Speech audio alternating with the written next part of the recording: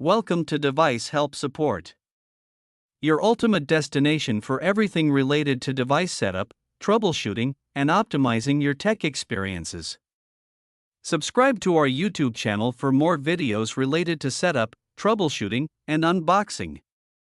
And don't forget to press the bell icon so you don't miss our latest videos. In today's video, we will discuss how to set up iHARTAN Wi-Fi Extender using the WPS push button. This is the easiest method to set up the extender within 2 minutes without any username or password.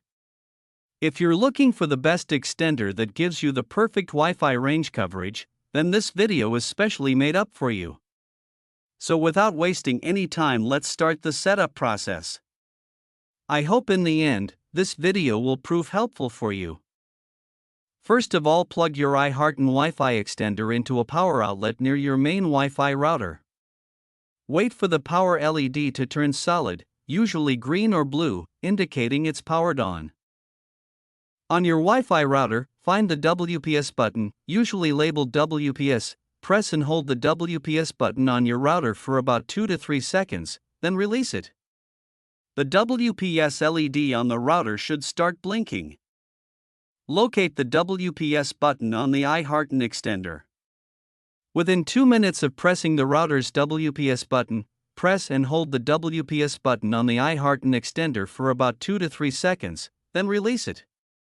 The extender's WPS/signal LED will start blinking, indicating it's pairing. After about 30 to 60 seconds, the signal/connection LED on the extender should turn solid. This means the connection between your router and extender was successful. Unplug the extender and move it to a location midway between your router and the area with weak Wi-Fi.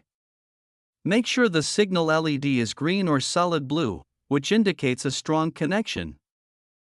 I hope this video will prove helpful for you. If you're stuck in middle of the process, then don't worry. Contact our professional experts at 1-323-507-3713. They will solve your problem as soon as possible.